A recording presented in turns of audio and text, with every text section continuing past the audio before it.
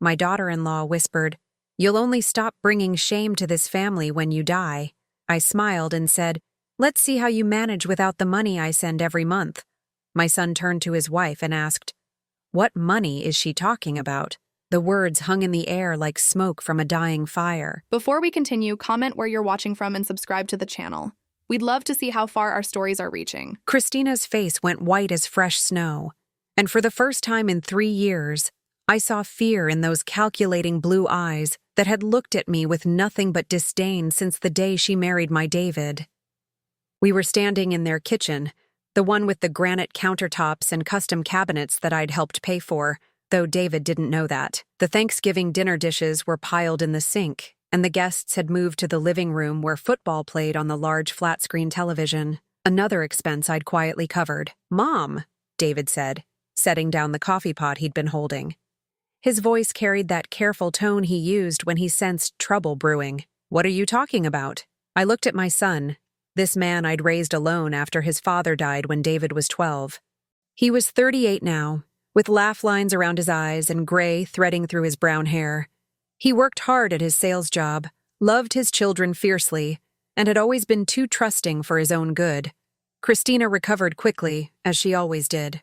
She smoothed her blonde hair and forced that bright smile she wore like armor. "Barbara's confused, honey. She's been having some moments lately." She tapped her temple with one manicured finger. "Maybe we should talk to her doctor about adjusting her medications." The audacity of it took my breath away. Here she was, trying to gaslight me in my own son's kitchen, suggesting I was losing my mind when she knew perfectly well what money I was talking about. $2,000, transferred from my checking account to hers on the 15th of every month for the past 3 years. "I'm not confused," I said quietly, "and I'm not on any medications that would affect my memory."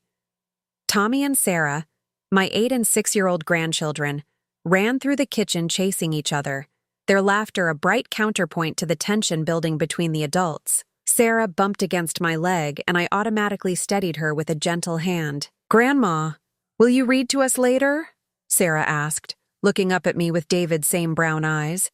"We'll see, sweetheart," I said, though I wondered if there would be a later, if Christina would find some excuse to cut this visit short like she always did when things didn't go according to her carefully orchestrated plans. Christina watched this exchange with that familiar look of irritation that crossed her face whenever the children showed me affection. She'd been working for months to limit my time with Tommy and Sarah, always finding reasons why visits needed to be postponed or cut short. "Children, go play in the den," she said sharply. "The adults need to talk." After they scampered away, David crossed his arms and looked between his wife and his mother. "Seriously, what money? Mom, are you saying you've been sending us money?" I reached into my purse and pulled out my phone, scrolling to my banking app. My fingers weren't as steady as they used to be, but they were steady enough to navigate to the transfer history.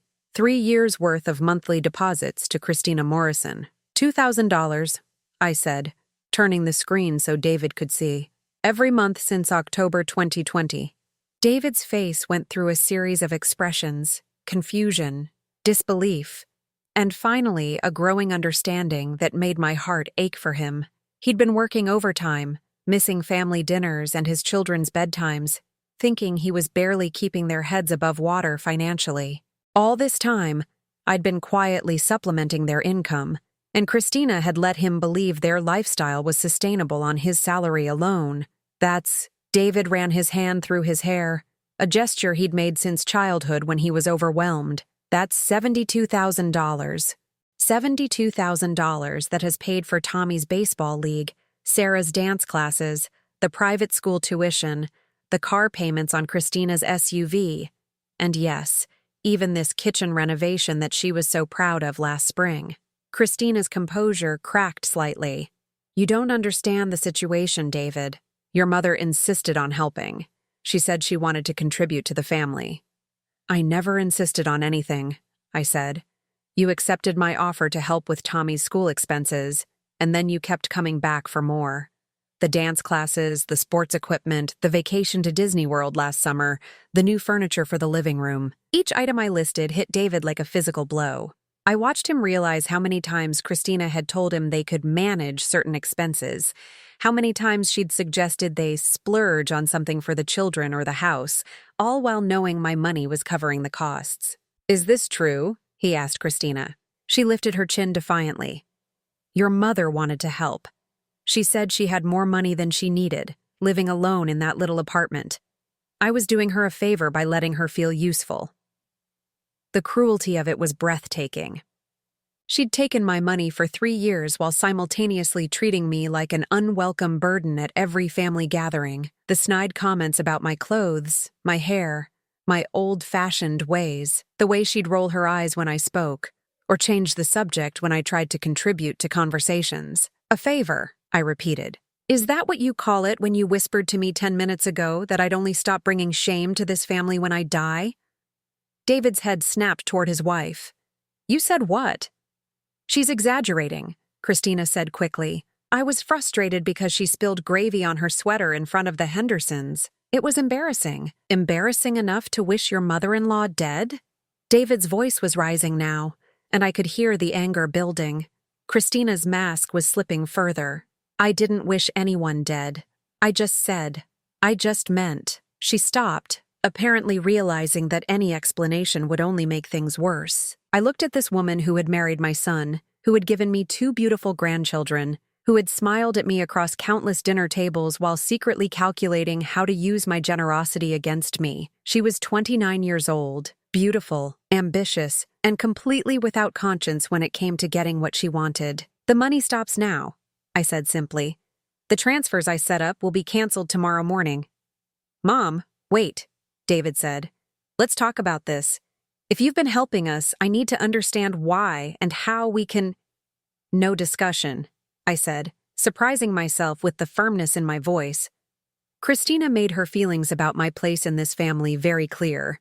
She can figure out how to pay for her lifestyle without my help. I walked past them both, heading toward the living room to say goodbye to Tommy and Sarah. Behind me, I could hear Christina's voice, higher and more desperate now. David, you can't let her do this. The kids' school, the house payment. Everything is budgeted around money we didn't know we were getting. David's voice was cold. Money my wife has been taking from my mother while treating her like garbage. I found my grandchildren in the living room, building a fort out of couch cushions. They looked up at me with bright, innocent faces, unaware that their world was about to change dramatically. Grandma has to go now, I said, kneeling down to hug them both. But you just got here, Tommy protested. I know, sweetheart. But sometimes grown-ups have things they need to figure out. As I walked toward the front door, I could hear the argument escalating in the kitchen. Christina's voice was shrill now, all pretense of sweetness gone. David's responses were getting shorter and angrier. I stepped out into the cool November air and took my first deep breath in hours. For 3 years, I'd been enabling Christina's cruelty by funding her lifestyle. I'd thought I was helping my son and grandchildren, but instead I'd been allowing myself to be used and abused by a woman who saw me as nothing more than an ATM, with inconvenient emotions attached. My phone buzzed with a text message. It was from David. Mom, please don't leave like this. We need to talk. But I was already in my car, driving away from the house I'd helped pay for, toward my small apartment where I could finally think clearly about what came next. The money had been my secret weapon, the thing I thought made me indispensable to their lives. Now I realized it had been my prison, keeping me trapped in a relationship built on financial dependency rather than love or respect. Tomorrow, I would cancel the automatic transfers. Tomorrow, Christina would learn what it meant to manage without the money she'd grown to depend on while despising the woman who provided it. For the first time in 3 years, I felt something that might have been hope. The phone started ringing at 7 the next morning. I was sitting at my kitchen table with my coffee and the morning paper, something I hadn't been able to enjoy in peace for months. Christina had a habit of calling early on weekends with some emergency that required my immediate financial attention. A school event that needed funding, a household repair that couldn't wait, some opportunity for the children that would slip away if I didn't act immediately. This time, I let it ring. The calls kept coming. Christina's number, then David's, then Christina again. By 9 o'clock, there had been 12 missed calls and a string of increasingly frantic text messages. Christina's first message was predictably manipulative. Barbara, I think there was a misunderstanding yesterday. Can we talk? Her second was more desperate. The kids are asking why Grandma left so upset. Please call back. By the fifth message, the mask had completely slipped. You can't just cut off our family like this. David is furious with me and it's all your fault. I set the phone aside and finished reading the newspaper. For the first time in years, I actually absorbed the words on the page instead of scanning them anxiously while waiting for the next demand on my attention. At 10 o'clock, David's truck pulled into my apartment complex parking lot. I watched from my window as he sat behind the wheel for several minutes, his head in his hands. When he finally got out, his movements were those of a man who'd aged 10 years overnight. I opened the door before he could knock. He looked terrible, dark circles under his eyes, his shirt wrinkled like he'd slept in it. "Mom," he said, and his voice cracked on the word. "Come in," I said. "I'll make fresh coffee." We sat across from each other at my small dining table, the same table where I'd done his homework with him 25 years ago. He held his coffee cup with both hands, staring into it like it might hold answers. "I didn't know," he said finally. "I swear to you, Mom, I had no idea you were sending us money." "I believe you," I said, and I did. David had always been transparent to a fault. He couldn't lie convincingly if his life depended on it, but I should have known. I should have questioned how we were managing to afford everything. Christina always said she was good with money, that she'd figured out ways to stretch our budget, but now. He trailed off, running his hands through his hair again. "Now you're realizing the numbers never added up," I finished for him. "The private school alone is $1,200 a month. My salary, after taxes and insurance, barely covers our mortgage and car payments. But Christina always seemed to have money for extras. Dance classes, sports equipment, clothes for the kids, dinners out." He looked up at me with eyes full of guilt. "How could I be so stupid? You trusted your wife. That's not stupid, David. That's what marriage is supposed to be. But the way she treated you." He shook his head. "I saw it, Mom. I saw how she'd dismiss what you said, how she'd make little comments about your appearance or your opinions. I told myself it was just personality differences, that you two would work it out eventually." I reached across the table and covered his hand with mine. "Christina is very good at what she does. She made it seem like her behavior was normal, like I was the problem." "Tell me everything," he said. "I need to understand how this started, how it got so bad without me noticing." So I told him. I started with the phone call 3 years ago, just after Christina had mentioned how worried they were about affording Tommy's school. I'd offered to help with the tuition, just for a few months while David's commission picked up. She was so grateful at first, I said. She cried, said what a blessing I was to the family. She suggested I send the money directly to her account so you wouldn't feel embarrassed about accepting help. David winced, and I never saw it because she managed all our finances. The tuition became tuition plus supplies, then supplies plus Tommy's baseball registration. Then Sarah's dance classes were added. Christina would call me with these urgent requests, always framed as necessities for the children's well-being. I got up and retrieved a folder from my kitchen counter. Inside were printouts of every text conversation, every email, every request Christina had made over the past 3 years. David read through them with growing horror. There were requests for money for emergency car repairs that turned out to be upgrades, school supplies that cost hundreds of dollars, birthday parties that required elaborate decorations and entertainment. Each request came with emotional manipulation about the children's happiness or social standing. "She told me you offered all of this," David said, holding up a text from Christina describing how I'd insisted on paying for their Disney World vacation. "I offered to help with Tommy's school tuition, everything else she asked for. And she never told me about any of it.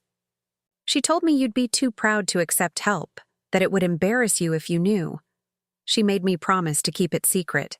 David set the papers down and looked at me with an expression I'd never seen before, a mixture of rage and heartbreak that made my chest tight.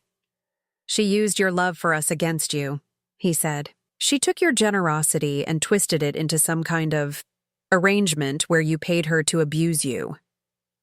"That's a harsh way to put it." "Is it?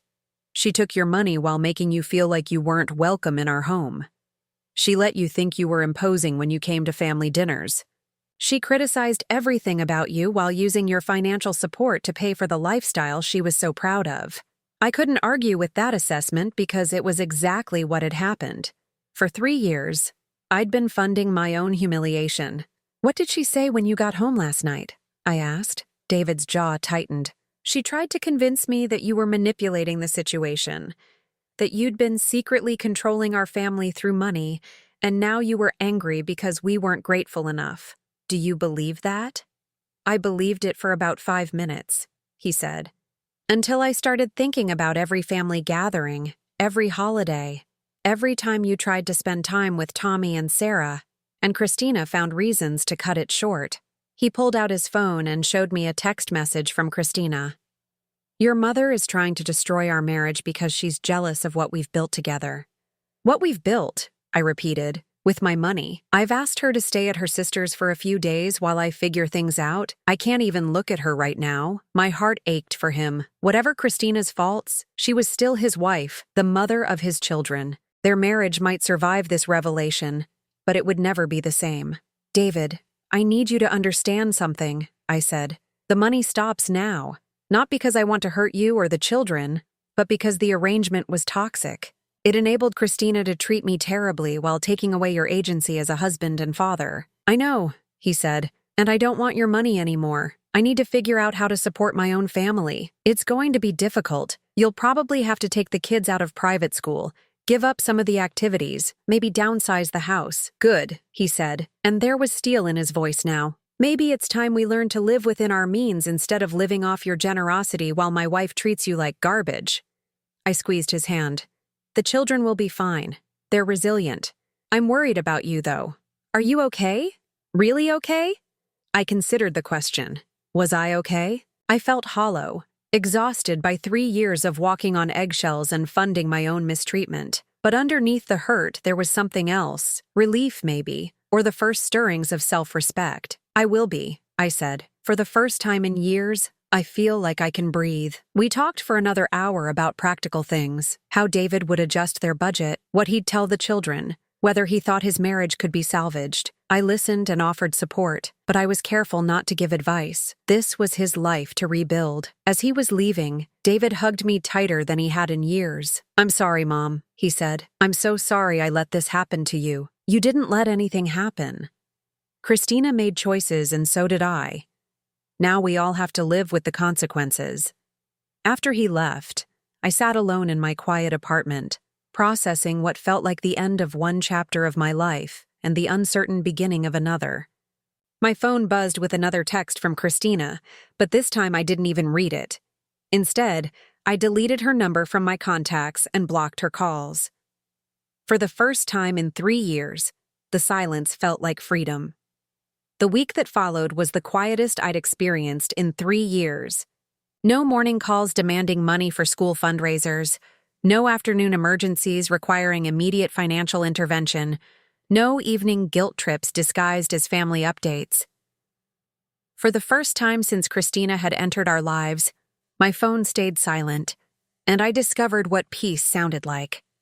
I used the time to think, really think, about how I'd allowed myself to become an ATM with emotions attached. The pattern had been so gradual, so expertly orchestrated, that I'd barely noticed as my role in the family shifted from beloved grandmother to secret benefactor. On Wednesday, I drove to Tommy's school to watch his baseball practice. I'd been paying for his equipment, his team fees, his private coaching sessions, but Christina had made sure I rarely got to see him actually play. Always so many conflicting schedules, she'd say with false regret. Maybe next time, but there was no Christina to manage my schedule now. I sat in the bleachers with other grandparents, watching my grandson pitch with the confidence that came from 3 years of expensive coaching I'd funded in secret. Your Tommy's got quite an arm, said the woman sitting next to me. She introduced herself as Mrs. Rodriguez, grandmother to one of Tommy's teammates. Thank you, I said, and realized it was the first time I'd been able to openly claim pride in my grandson's accomplishments without Christina's disapproving presence. Are you coming to the pizza party after the game on Saturday? Mrs. Rodriguez asked. The whole team goes to Marco's after home games. I had no idea there were pizza parties. I'd been paying for Tommy's participation in the team, but had been excluded from the social aspects that came with it. I'm not sure, I said honestly. Well, you should come. Tommy always looks for you in the stands. He mentions his grandma Barbara quite a bit. My heart swelled. Despite Christina's efforts to minimize my presence in his life, Tommy still thought about me, still wanted me there. When practice ended, Tommy ran over to the fence where I was standing. His face lit up when he saw me. "Grandma, did you see my strikeout?" "I saw everything," I said. "You were wonderful. Are you coming to the pizza party on Saturday? Mom says maybe you're too busy, but I really want you to come." Of course, Christina had already started making excuses for my absence. She was probably planning to attend the party herself, basking in the praise for Tommy's skills that my money had helped develop. I wouldn't miss it, I told him. That evening, David called. "How are you holding up?" he asked. "Better than I expected. How are you managing?" There was a long pause. It's been eye-opening. I sat down with our finances last night, really went through everything for the first time in years. Christina always handled the bills, said she was better with numbers. Now I understand why she didn't want me looking too closely. What did you find? We're in debt up to our eyeballs. Credit cards I didn't know existed. Loans against my 401k. A second mortgage on the house that I apparently signed but don't remember signing. Your monthly support wasn't supplementing our lifestyle, Mom. It was the only thing keeping us from bankruptcy. The magnitude of Christina's deception was staggering. She hadn't just been taking my money to fund extras. She'd been using it to cover essential expenses while hiding their true financial situation from David. "How much debt?" I asked, though I wasn't sure I wanted to know. $87,000, not counting the mortgages. I felt sick. My son, who'd always been responsible with money, had been manipulated into a financial hole so deep it would take years to climb out. "Christina did all this without you knowing? She'd bring me papers to sign, always when I was distracted or tired. She'd say they were refinancing documents or insurance updates. I trusted her, so I signed." His voice was flat, emotionless. "I've been living in a fantasy for 3 years, thinking we were successful when really we were drowning. What will you do now? I've got an appointment with a bankruptcy attorney tomorrow and a divorce lawyer on Friday." The finality in his voice told me he'd made his decision about his marriage. I felt sad for the children, but relieved that David was finally seeing Christina clearly. "How are Tommy and Sarah handling all this?" "They know something's wrong. Tommy asked me yesterday why Mommy's been crying all the time. Sarah keeps asking when you're coming over again." "I'm coming to Tommy's pizza party on Saturday. Will that be okay?" "Of course. Actually, that's something I wanted to talk to you about. Christina called me this afternoon, furious that you'd shown up at Tommy's practice. She said you were trying to poison the other parents against her." "I barely spoke to anyone. I just watched Tommy play baseball." "I know, but Christina sees threats everywhere now. She's convinced you're orchestrating some kind of campaign to destroy her reputation." The irony was rich. Christina had spent 3 years systematically destroying my reputation within the family, making me seem like an intrusive, difficult woman who couldn't take a hint. Now she was paranoid that I might be doing the same to her. "I'm not interested in destroying anyone," I said. "I just want to be part of my grandchildren's lives without having to pay for the privilege." I told her you have every right to attend Tommy's games and school events. If she doesn't like it, she can stay home. For the first time in our conversation, I heard anger in David's voice. Real anger, not the frustrated confusion that had characterized his tone all week. "She threatened to keep the kids away from you if you don't start sending money again," he continued. "She can't do that. You're their father. She can't do it legally, but she can make it difficult. She's already telling them stories about how you're angry with Mommy, and that's why you can't come over anymore." I closed my eyes. Even now, even with her world crumbling around her, Christina was trying to manipulate the situation through the children. "What kind of stories?" "Sarah asked me yesterday if you were mad at her. She thought maybe she'd done something wrong and that's why Grandma didn't want to see her anymore." My heart broke. My sweet 6-year-old granddaughter was blaming herself for the adult chaos swirling around her. "I'll talk to her on Saturday," I said. "I'll make sure she understands that none of this is her fault." Christina's not planning to be at the pizza party. She said she can't face the other parents right now. I think word is getting around about our situation. Small towns had a way of making private business public. If David was meeting with bankruptcy attorneys, people would notice. If Christina had been bragging about their lifestyle to other parents, those same people would be wondering how a sales manager could afford private school and expensive activities. "Are you okay with me being there without her?" "Mom, you don't need her permission to be part of your grandchildren's lives. You never did."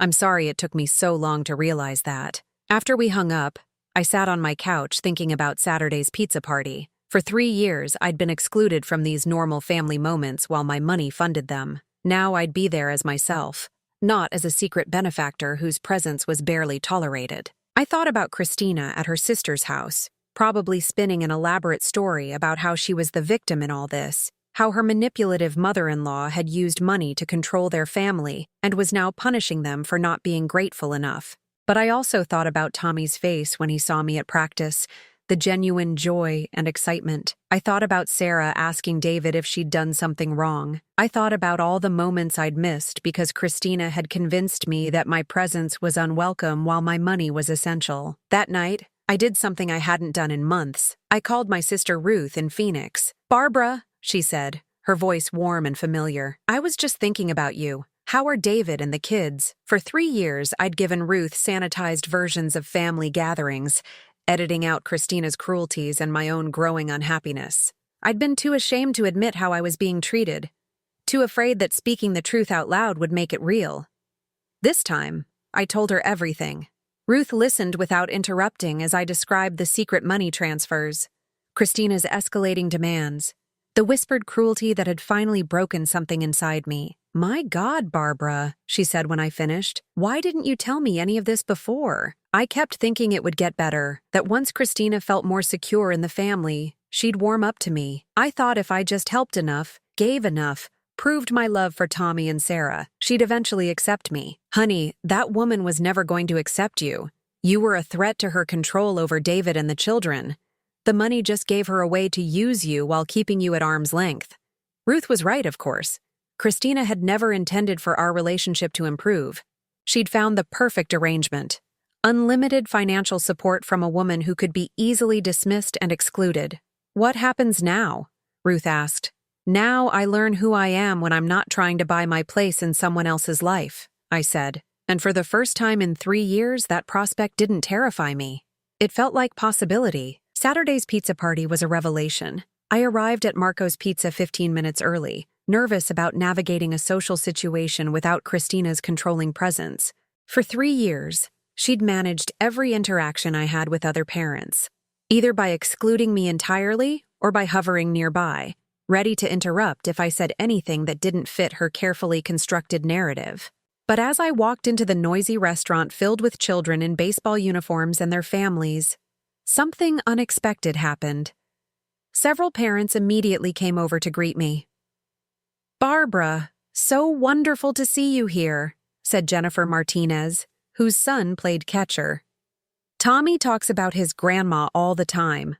We've been wondering when we'd finally get to meet you.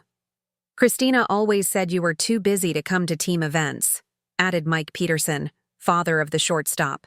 "But Tommy made it sound like you never missed anything important in his life." I felt a flush of warmth and pain simultaneously. Tommy had been talking about me, making me sound like an involved grandmother, while Christina had been telling everyone I was too busy or uninterested to participate. "I've been looking forward to this," I said, and meant it. Tommy spotted me from across the restaurant and came running over, still in his grass-stained uniform from the game. "Grandma, did you see my home run? Did you see it?" "I saw everything," I said, hugging him tightly. "I'm so proud of you." Sarah appeared at my side, taking my hand with the casual possessiveness that children have with people they love. "Grandma, will you sit with us? I saved you a seat." As we made our way to the long table where the team was gathering, I caught fragments of conversation from other families. Normal talk about carpools and practice schedules and summer plans. The kind of community involvement I'd been paying for but never experiencing. "Barbara," called out Susan Chen, whose daughter Emily was Sarah's age and also took dance classes. "I keep meaning to ask you, is Sarah continuing with ballet this summer? Emily's been asking if they'll be in the same class again." I realized I had no idea what Sarah's summer plans were. For 3 years, I'd been funding activities without being included in the planning. "I'm not sure," I said honestly. "I'll have to check with David." "Oh, I assumed you'd be involved in the decision since you're so supportive of her dancing," Susan said. "The studio coordinator mentioned what a generous grandmother you are." Heat flooded my cheeks. Christina had apparently been taking credit for my financial support while simultaneously excluding me from any actual involvement in Sarah's activities. David arrived just then, looking tired but relieved to see me. He sat down beside Tommy and accepted the chaos of children arguing over pizza toppings and trading baseball cards. "How was the game?" I asked him. "Good. Tommy pitched 3 innings and struck out 5 batters. His coach says he's got real potential." "The coach Christina hired last year is excellent," Jennifer Martinez said. "Expensive, but worth every penny. Your mother must be proud to see Tommy improving so much." David's face went very still. "What do you mean?" "Well, the private coaching sessions. Tommy mentioned his grandma was helping with those. It's so wonderful when families can support children's interests that way." I watched David process this information. Another expense I'd been covering that he hadn't known about. Another lie Christina had told to explain how they could afford luxuries on his salary. "Yes," David said carefully. "My mother has always been very generous with the children." The conversation moved on to other topics, but I noticed David becoming quieter, more withdrawn. I could practically see him calculating, trying to figure out how many other expenses I'd been secretly covering. After an hour, parents started collecting their children and heading home. David helped Tommy and Sarah gather their things, then walked me to my car.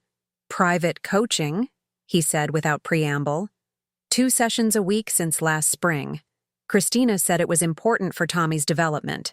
"How much?" $150 a week. David leaned against my car and closed his eyes. "That's almost $8,000. David, I wanted to help. I saw how much joy baseball brought Tommy, and it's not your fault, Mom. None of this is your fault." He opened his eyes and looked at me with an expression I couldn't quite read. "Christina's been living a lie for 3 years, and she's been forcing all of us to live it with her." "What do you mean?" "She's been telling everyone that we're financially stable, that she's a great money manager, that our lifestyle is sustainable. Meanwhile, she's been funding it all with your money and credit we can't afford. Do you know what she told the private school when I tried to withdraw Tommy and Sarah this week?" I shook my head. "She told them there had been a misunderstanding, that the tuition was covered by a trust fund you'd established for the children's education. She tried to keep them enrolled without asking me." The audacity of it took my breath away. Even now, facing the collapse of her carefully constructed fantasy, Christina was still lying, still trying to maintain the illusion. "What did you do?" I went to the school myself and explained the situation. "The kids will finish out this semester, but they'll be enrolling in public school for the fall." "How are they handling that?" "Better than I expected. Sarah's actually excited about riding the school bus. Tommy's worried about leaving his friends, but I told him he can still play baseball with the same community league." We stood in comfortable silence for a moment, watching other families load into their cars. Normal families dealing with normal problems, not the elaborate financial deceptions we'd been living with. "There's something else," David said. "Christina came by the house yesterday while I was at work. The neighbor saw her loading things into her car." "What kind of things?" "Jewelry, small appliances, some of the expensive items from the house. I think she's planning to sell them. Or maybe she's just taking what belongs to her." David shook his head. "I bought most of that jewelry for anniversaries and birthdays when I thought we could afford it. Now I realize it was all purchased with your money. She's essentially stealing from you to fund whatever she's planning to do next." I felt a familiar stab of pain, not for the material items, but for what they represented. How thoroughly Christina had invaded every aspect of our family's life, turning gifts of love into tools of manipulation. "Are you going to try to stop her? What's the point? Let her have the jewelry. Let her sell whatever she can. It's not going to solve her problems, and I'm done trying to manage her behavior." There was something different about David's voice, a finality I hadn't heard before. He'd moved past anger into something that looked like acceptance. "The divorce papers are being filed Monday," he said. "My lawyer says it should be straightforward since we don't have any real assets to fight over." "And custody?" "I'm asking for primary custody with supervised visitation for Christina. My lawyer thinks it's reasonable given the financial deception and the debt she's created." I thought about my grandchildren, innocent casualties in their parents' failed marriage. "How much have you told Tommy and Sarah?" "Just that Mommy and Daddy are having problems and need some time apart. They're staying with me, and that's all they need to know for now. They're going to have questions. I know, but I'd rather answer their questions honestly than keep living in Christina's fantasy world. As if summoned by our conversation, my phone buzzed with a text message. It was from a number I didn't recognize, but the content made it clear who was texting. "This is all your fault. You destroyed our family because you couldn't stand to see David happy with someone else. I hope you're satisfied." I showed the message to David. His jaw tightened as he read it. "She's using a different phone. Probably borrowed it from someone so she could get around the fact that you blocked her." Another message came through. "You think cutting off the money will hurt me, but it's only hurting Tommy and Sarah. They'll never forgive you for taking away their school and their activities. She's trying to make you feel guilty," David said. "Don't let her." But a third message was already appearing. "I know what kind of person you really are. Selfish, bitter, jealous of what younger women can offer. No wonder your husband died to get away from you." The cruelty of it was breathtaking. Christina had found the one thing guaranteed to cause maximum pain, bringing my late husband into her campaign of emotional warfare. David read the message over my shoulder, and I felt him go rigid with fury. "Give me the phone," he said. "David, don't." But he was already typing. "This is David. If you contact my mother again with threats or insults, I will file a restraining order. Leave her alone. You've done enough damage." He handed the phone back to me and pulled me into a hug. "I'm sorry," he said.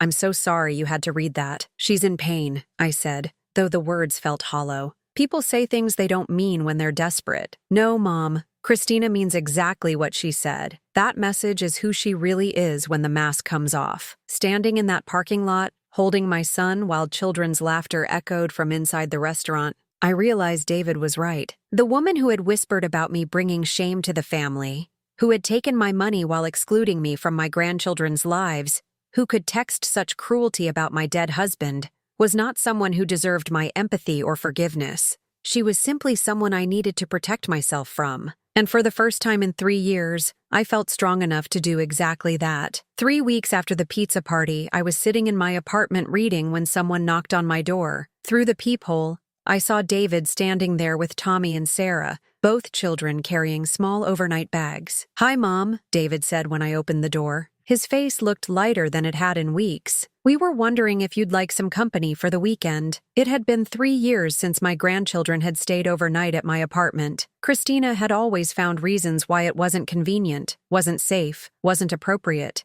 The apartment was too small, the neighborhood too busy, my schedule too unpredictable. "Of course," I said, stepping aside to let them in. "But won't Christina object?" "Christina's in Tampa with her sister," David said. "And even if she weren't, what she objects to isn't my concern anymore."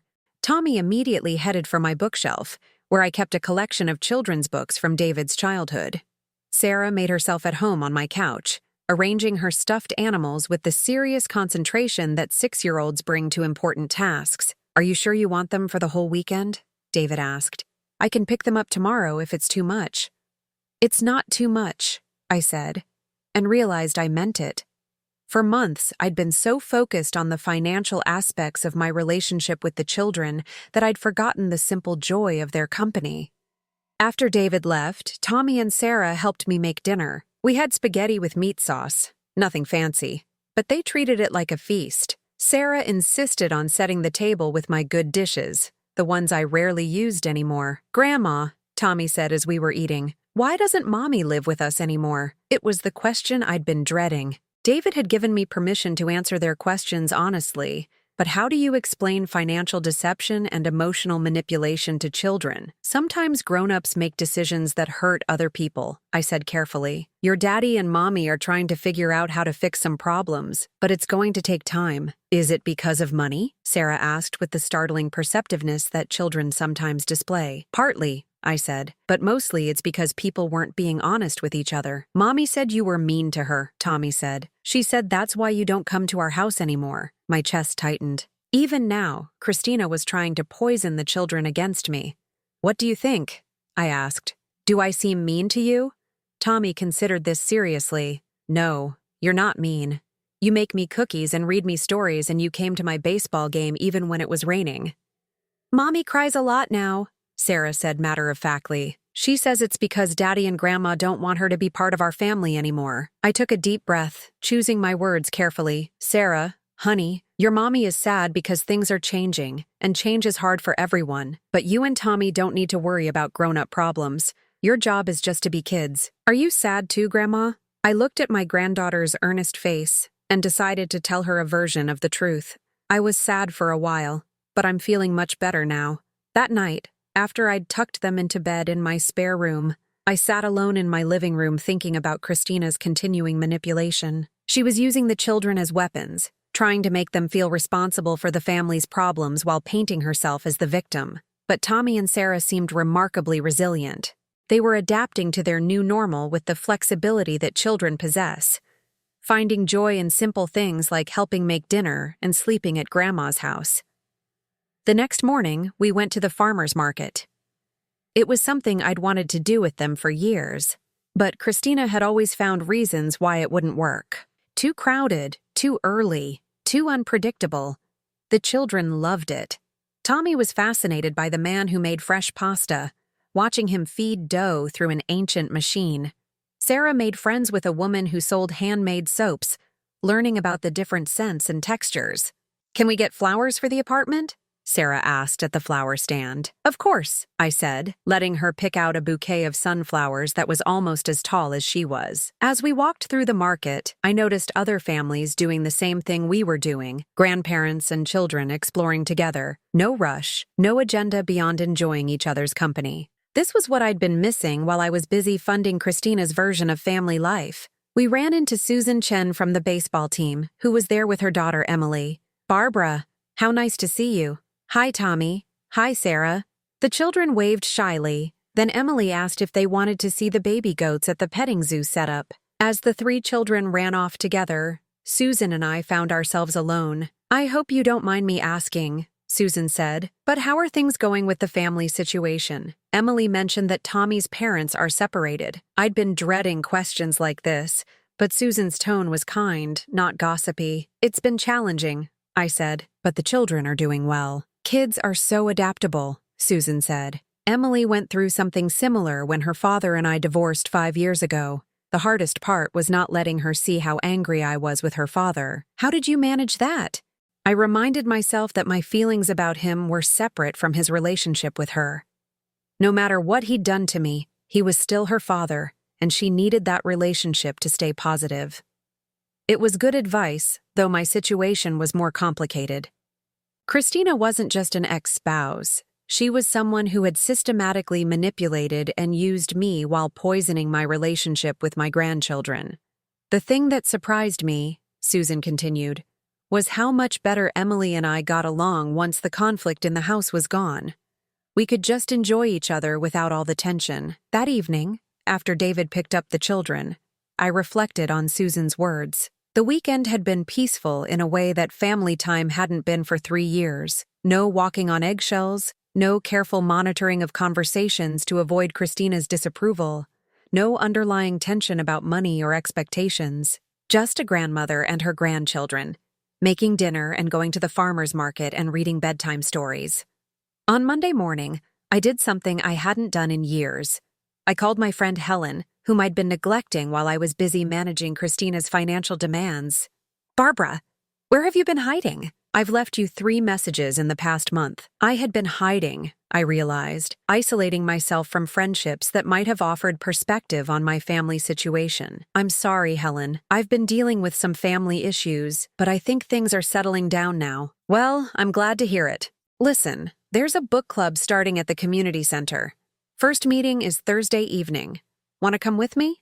For 3 years, I'd turned down social invitations because I was always on call for Christina's emergencies. There was always some crisis that required my immediate attention, some urgent expense that couldn't wait. "I'd love to," I said, and meant it. "Wonderful. And Barbara, you sound different, lighter somehow." Lighter. That was exactly how I felt. As if a weight I'd been carrying for so long that I'd forgotten what it felt like to stand up straight had finally been lifted from my shoulders. That afternoon, I received an unexpected call from David's divorce attorney. "Mrs. Morrison, this is Janet Webb." David asked me to contact you about the financial aspects of his divorce proceedings. What can I help you with? We're documenting the family's financial history, and David mentioned that you'd been providing substantial support. Would you be willing to provide records of the payments you made? I hesitated. Part of me wanted to protect Christina, even now, but a larger part recognized that the truth needed to come out. Yes, I said. I have detailed records. The reason I'm asking is that Christina is claiming she should receive alimony based on the lifestyle she's accustomed to. If that lifestyle was funded by your contributions rather than David's income, it changes the calculation significantly. I spent an hour that evening organizing bank statements, receipts, and documentation of every payment I'd made over 3 years. The total was even higher than I'd thought. Nearly $85,000 when I included all the miscellaneous expenses Christina had requested. As I compiled the evidence of my financial support, I felt something shifting inside me. For months, I'd been ashamed of how I'd been treated, as if being manipulated was somehow my fault. But looking at the documentation, I saw something different. I saw 3 years of love, misguided perhaps, certainly taken advantage of, but love nonetheless. Every payment had been motivated by my desire to help my son and grandchildren, to make their lives easier and happier. Christina had twisted that love into something ugly, but the love itself had been real and pure. And now, finally, I was learning to direct that love in healthier ways. Instead of trying to buy my place in the family, I was simply showing up, being present, offering my time and attention rather than my wallet. The woman who had whispered cruel words about bringing shame to the family was about to discover that the family was much stronger without her toxic influence, and I was much stronger than I'd ever imagined. 6 months later, I was in my kitchen making Christmas cookies with Sarah when she looked up at me with flour on her nose and said, "Grandma, are you happier now?" The question caught me off guard, but the answer came without hesitation. "Yes, sweetheart, much happier." "Good," she said, returning to her careful work decorating a sugar cookie shaped like a star, "because you smile more now. Before, when Mommy lived with us, you looked worried all the time, out of the mouths of babes." Sarah had seen what I'd tried so hard to hide from myself, that I'd been living in a constant state of anxiety for 3 years, always waiting for the next financial demand, the next subtle insult, the next reminder that my presence was tolerated only because of what I could provide. The divorce had been finalized in October. Christina received no alimony once my financial contributions were documented. The judge had been particularly unimpressed with her claim that she deserved ongoing support based on a lifestyle funded by money she'd essentially stolen from her former mother-in-law. David now had primary custody of the children, with Christina getting supervised visits every other weekend. She'd moved back to her hometown in Georgia, where she was reportedly working at her brother's insurance office and living with her parents. The children missed her, of course. Tommy still asked when Mommy was coming home, and Sarah sometimes cried for her at bedtime, but they were adapting with the remarkable resilience that children possess, and more importantly, they were no longer living in a house filled with financial stress and emotional manipulation. David had filed for bankruptcy and was slowly rebuilding his credit. He'd moved to a smaller apartment, enrolled the children in public school, and taken on a second job on weekends. It was hard work, but he told me he slept better at night, knowing exactly where he stood financially. "No more secrets," he'd said. "No more living beyond our means. If we can't afford something, we don't buy it." The change in him was remarkable. The constant worry that had lined his face for years was gone, replaced by a quiet confidence that came from taking control of his own life. As for me, I was discovering who I was when I wasn't trying to buy love or approval. I'd joined Helen's book club, which led to volunteering at the library's literacy program. I was teaching adults to read, work that used my old teaching skills, and gave me a sense of purpose that had nothing to do with writing checks. I'd also started taking watercolor classes at the community center. It was something I'd always wanted to try, but never had time for when I was constantly managing Christina's emergencies. "You're really talented," my instructor had said last week, looking at my painting of the view from my apartment window.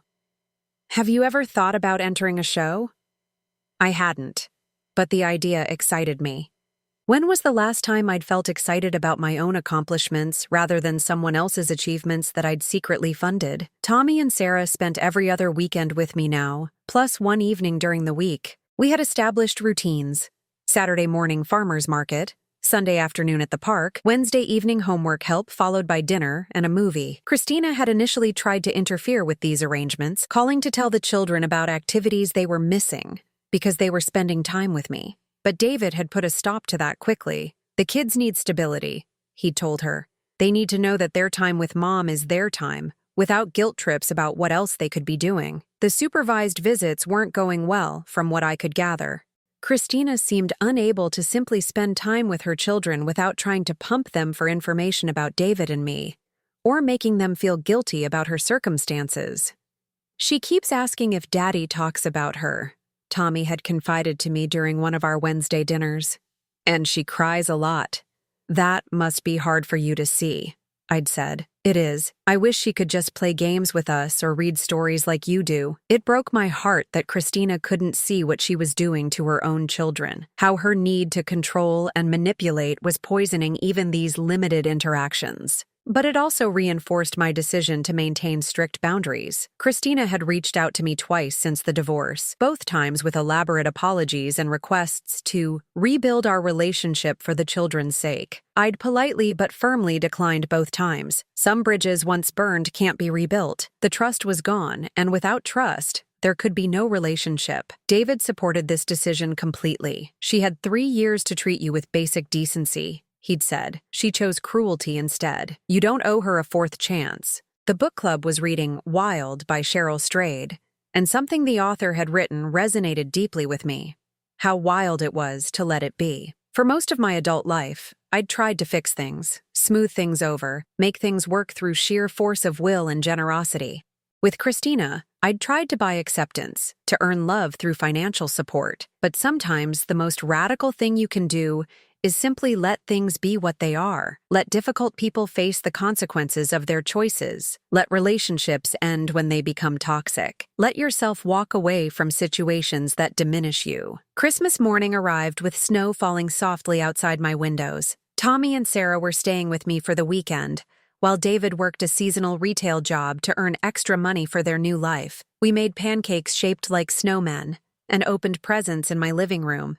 Nothing expensive, just simple gifts chosen with care. Books for both children, art supplies for Sarah, a baseball glove for Tommy that I'd found at a secondhand sports store. This is the best Christmas ever, Sarah announced, cuddling with a stuffed elephant I'd given her. Better than when we lived in the big house? I asked, genuinely curious. Tommy considered this seriously. Different, he said finally. Before, there were lots of presents, but everyone was always fighting. Now there aren't as many presents, but everyone's happy. Wise words from an 8-year-old. That afternoon, as the children napped and I sat reading by my tree, my phone rang. The caller ID showed Christina's number. I let it go to voicemail, but curiosity got the better of me, and I listened to the message. Barbara, it's Christina. I know you probably don't want to hear from me, but it's Christmas, and I wanted to. I wanted to apologize, really apologize. Not for what I want from you, but for how I treated you. You didn't deserve that. I was scared and desperate, and I took it out on you, and I'm sorry. I hope someday you can forgive me. But I understand if you can't. I hope you're happy.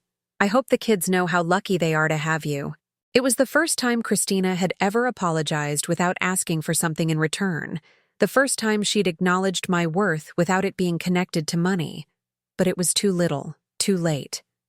I deleted the message and put the phone away. Forgiveness, I was learning, didn't require reconciliation. I could forgive Christina for my own peace of mind, while still maintaining the boundaries that protected my well-being.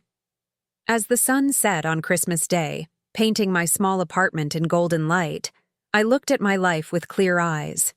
I was 65 years old, living alone in a modest one-bedroom apartment, with a small savings account that was no longer being drained by someone else's demands. I was volunteering my time to help others learn to read. I was painting watercolors that might never hang in a gallery, but gave me joy to create. I was spending genuine time with my grandchildren, time based on love rather than financial obligation. 3 years ago, I'd thought my value lay in what I could provide for others, how much I could give, how many problems I could solve with my checkbook. Now I knew better. My value lay in who I was. A woman with stories to tell and wisdom to share, with hands that could teach a child to read and eyes that could find beauty in everyday moments.